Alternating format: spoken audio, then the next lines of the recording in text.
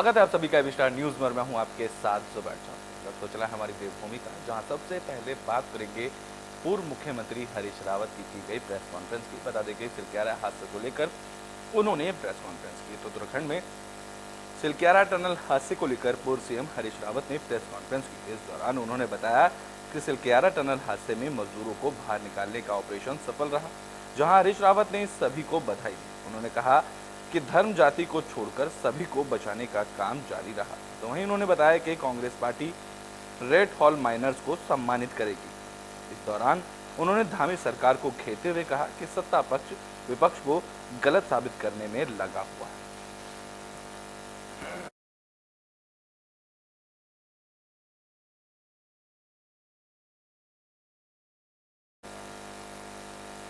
तो बुलेटिन में बात कर लेते हैं देहरादून में नगर निगम की आखिरी हुई बैठक की। बता दें कि देहरादून में नगर निगम बोर्ड की आखिरी बैठक हुई, जहां कई महत्वपूर्ण प्रस्तावों पर अंतिम मोहर लगी। तो वहीं बैठक में सभी पार्षदों ने आगामी चुनाव तक जनहित के कार्य करने की बात भी कही। बता दें कि उत्तराखंड में नगर निगम पालिकाओं के सभी बोर्ड का कार्यकाल 2 दिसंबर को समाप्त हो रहा है। कार्यकाल समाप्त होने से पहले आखिरी बार देहरादून के मेयर सुनील उनियाल गामा की अध्यक्षता में आखिरी बोर्ड बैठक हुई। बैठक में कई महत्वपूर्ण प्रस्तावों पर चर्चा हुई और तमाम प्रस्ताव पारित किए गए।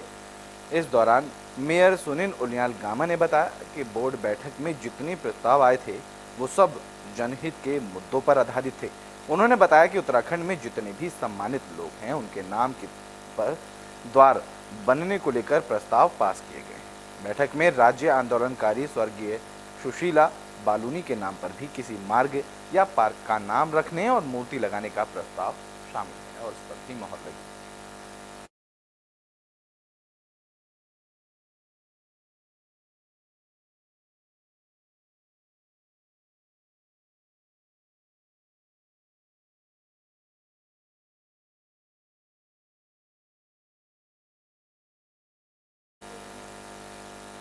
तो सिलक्यारा टनल हादसे में मजदूरों को निकाला गया, जिसके बाद मजदूर संगठन ने जश्न मनाया है। तो मसूरी में श्रमिक संगठनों ने जोरों शोरों से जश्न की शुरुआत की। प्रधानमंत्री और मुख्यमंत्री दोनों का धन्यवाद मजदूरों ने अदा किया। आपको बता दें कि सिलक्यारा में 17 से भी ज्यादा दिन फंसे मजदूरों को सुरक्षित बाहर निकाला गया। मसूरी में मजदूर संगठनों और बीजेपी कार्यकर्ताओं ने केंद्र और राज्य सरकार के साथ ही ऑपरेशन में भाग लेने वाले मजदूरों का आभार व्यक्त किया। जश्न के मौके पर श्रमिक संगठनों और बीजेपी के कार्यकर्ता पिक्चर पैलेस के चौक पर बीजेपी, केंद्र सरकार और राज्य सरकार जिंदाबाद के नारे लगाते नजर आए। साथ ही मुख्यमंत्री पुष्कर सिंह धामी सभी का हौसला बढ़ाते दिखे। प्रधानमंत्री जी मॉनिटरिंग कर रहे थे, यही नहीं पीएमओ भी पूरी लगातार इस पर मॉनिटरिंग कर रहा था। और यही नहीं तो आपने देखा होगा कि जो प्रिंसिपल सेक्रेटरी मिश्रा जी थे वो भी लगातार वहां पर थे, केंद्रीय मंत्री वहां पर थे। और मैं आज सभी लोग पूरे देश जो है इससे जो है खुश है कि जिस तरह से जो है 41 मजदूर, वो बहुत बड़ा, मुझे लगता है दुनिया का बहुत बड़ा रेस्क्यू अभियान रहा, जिसमें प्रधानमंत्री जी ने और यहाँ के मुख्यमंत्री जी ने उनके लगातार प्रयासों से, यही नहीं जो एनडीआरएफ, एसडीआरएफ की टीमें रही और अन्य जो एजेंसीज जिन्होंने लगातार इसमें काम किया। और यही नहीं जो आपने देखा होगा कि जिस तरह से बड़ी बड़ी मशीनें फेल हो गई थी। सबसे पहले तो मैं उस ईश्वर का जो इस ब्रह्मांड को चला रहा है, जिन्होंने उन्हें दूसरी जिंदगी दी है, उनको कोटि कोटि प्रणाम करता हूँ परमात्मा को कि कभी ऐसा हादसा दोबारा ना हो, क्योंकि इतना बड़ा रेस्क्यू ऑपरेशन शायद ही कभी भारत में हुआ हो और वो भी सफल। और उसका सारा श्रेय जाता है पहले तो ईश्वर को है, उसके बाद हमारे प्रधानमंत्री जी नरेंद्र मोदी जी, जो कि लगातार मिनट टू मिनट इस पे नजर बनाए हुए थे, और उसके बाद हमारे माननीय मुख्यमंत्री धामी जी और उनकी टीम, जिन्होंने वहां पर कैंप किया। शायद ही ऐसा मुख्यमंत्री किसी भी प्रदेश में हो। भवन निर्माण संघ की तरफ से समस्त धामी सरकार को, केंद्र सरकार को बहुत बहुत हृदय से, तहे दिल से, मतलब मेरे पास वैसे शब्द नहीं है, क्योंकि जितना बड़ा कार्य उन्होंने किया है और जिस तरह से ये रेस्क्यू किया है, हर तरह से संभव जो एजेंसी जिसमें लगी हुई थी, मैं भवन निर्माण संघ की तरफ से सभी का हार्दिक अभिनंदन। तो उत्तराखंड में कार्यवाहक डीजीपी ने अपना कार्यभार संभाला है और अपनी प्राथमिकताओं को भी गिनाया है। तो उत्तराखंड के नए कार्यवाहक डीजीपी अभिनव कुमार ने पुलिस मुख्यालय में अपना कार्यभार ग्रहण किया। बता दें कि निवर्तमान डीजीपी अशोक कुमार ने अभिनव कुमार को डीजीपी का चार्ज सौंपा। चार्ज संभालने के बाद कार्यवाहक डीजीपी अभिनव कुमार ने अपनी प्राथमिकताएं गिनाई, जहां उन्होंने स्मार्ट पुलिसिंग और कानून व्यवस्था को बेहतर बनाने की बात की। कार्यवाहक डीजीपी अभिनव कुमार ने मीडिया को ये भी कहा कि मीडिया अगर पुलिस की आलोचना करता है और कर्मियों को इंगित करता है तो ये पुलिस के लिए अच्छी बात होगी। जो पुलिस की ट्रेडिशनल चुनौतियां हैं और किसी भी डीजीपी के लिए मैं समझता हूं प्राथमिकता तो वही होती है, prevention and detection of crime and maintenance of law and order. ये जो हमारी कोर फंक्शंस हैं पुलिस के, इनसे कोई भी मैं समझता हूं जिम्मेदार पुलिस नेतृत्व इनसे विमुख नहीं रह सकता। तो प्राथमिकता तो मेरी यही है। इनके साथ साथ लेकिन उत्तराखंड हमारे राज्य के परिप्रेक्ष्य में कुछ और अलग चुनौतियां हमारे सामने हैं। ट्रैफिक की सबसे बड़ी मैं समझता हूं, आप सभी सहमत होंगे। बाय एंड लार्ज हमारा प्रदेश शांत प्रदेश है। ठीक है, कुछ दिन पहले एक बड़ी डकैती की घटना हो गई थी, पर बाय एंड लार्ज चाहे आप मर्डर के आंकड़े देखें या लूट डकैती के आंकड़े देखें या इवन बलात्कार, इस प्रकार के दहेज हत्या वगैरह जो हम लोग जघन्य अपराध। तो देहरादून में आईएएस मनीषा ने वीआरएस मांगा है। बता दें कि बीमारी के चलते उन्होंने ये फैसला लिया है। तो देहरादून की 1990 बैच की वरिष्ठ आईएएस अफसर अपर मुख्य सचिव मनीषा पवार ने स्वास्थ्य कारणों से वीआरएस मांगते हुए अब नौकरी ना करने का फैसला लिया है। सचिव कार्मिक शैलेश बागौली ने इसकी पुष्टि की। आपको बता दें कि अपर मुख्य सचिव मनीषा पवार बीते लंबे अरसे से बीमार चल रही हैं, जिसके चलते उन्होंने ये फैसला लिया है। अब जल्द ही उन्हें वीआरएस को लेकर मंजूरी।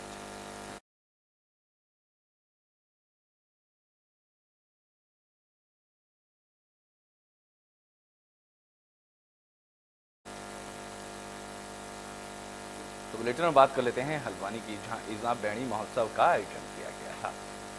तो हल्द्वानी में ईजा बैड़ी महोत्सव का आयोजन किया गया, जहां लोगों ने प्रशासन पर बासी खाना देने का आरोप लगाया।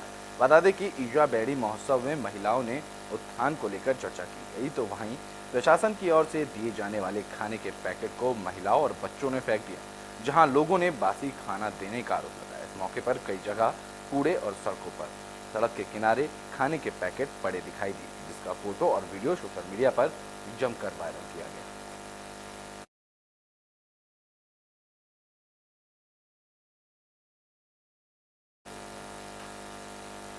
तो बुलेटिन में बात कर लेते हैं टिहरी की, जहां से हादसे की खबर सामने आई है। बता दें कि यहां एक स्कूटी गहरी खाई में जा गिरी। तो टिहरी से हादसे की खबर सामने आई, जहां महादेव चट्टी के पास एक स्कूटी 50 मीटर गहरी खाई में जा गिरी। इस दौरान सूचना मिलने पर पहुंची एसडीआरएफ की टीम ने कड़ी मशक्कत के बाद स्कूटी सवार युवक का रेस्क्यू कर सकुशल मार्ग पर पहुंचाया, जहां घायल युवक को उपचार के लिए अस्पताल में भर्ती कराया गया।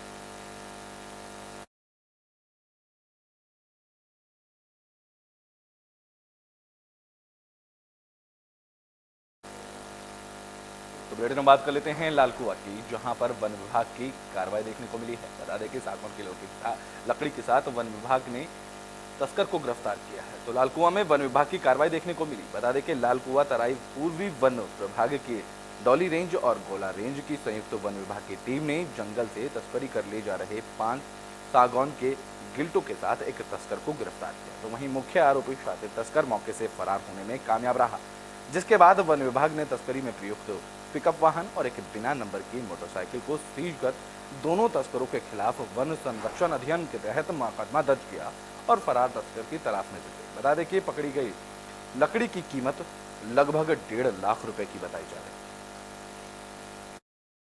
कल रात्रि में लगभग 10 बजे हमें सूचना मिली कि कुछ लोग डोली रेंज के आरक्षित वन क्षेत्र से अवैध रूप से लकड़ी काटने वाले हैं। सूचना मिलने पर हमने तुरंत डोली रेंज एवं गोला रेंज की एक टीम का गठन किया और वो लोगों को मौके पर तैनात कर दिया गया। समय लगभग 11:30 बजे एक वाहन अशोका लेलैंड जिसका रजिस्ट्रेशन नंबर है UK 06 CA 72-5, उसको रात्रि में जब हमारी टीम ने आता हुआ देखा और रोकने की कोशिश की, उसने वाहन को और तेज भगा दिया।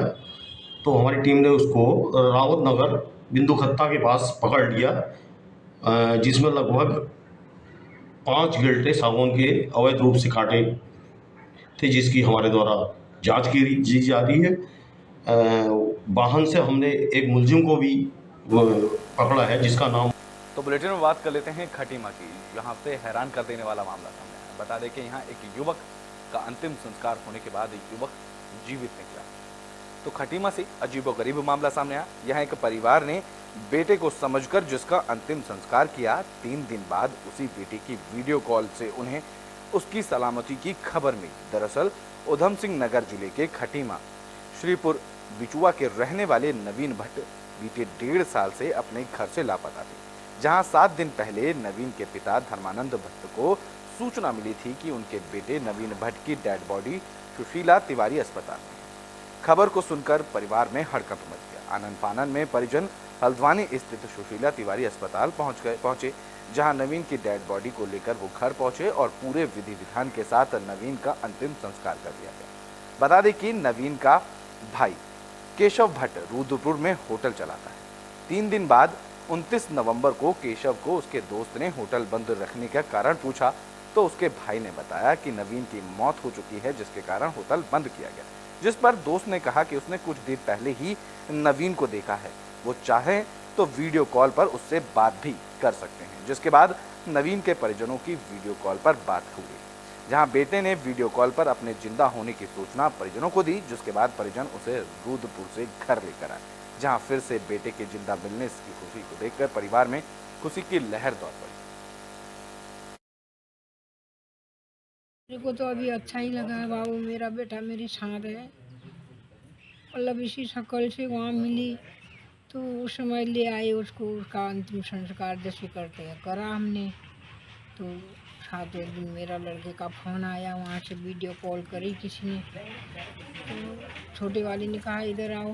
हमने कहा क्या है, वो तो जिंदा है। कहाँ से? अरे तू ऐसी बात क्यों करता है? फिर सर मैं घर से चले गया, 1-1.5 साल से मेरे से घर से कोई संबंध नहीं, कोई ताल्लुकात नहीं था। मैं काम करता था पहले, इससे पहले भी बीच से घर में आया था, फिर दोबारा चले गया। 1.5 साल से कोई महत्व नहीं था घर से। फिर मैं वहाँ काम करता था, तो मैं काम करता था होटल पे। तो वहाँ किसी ने अफवाह फैला दी कि ऐसी ऐसी बात है।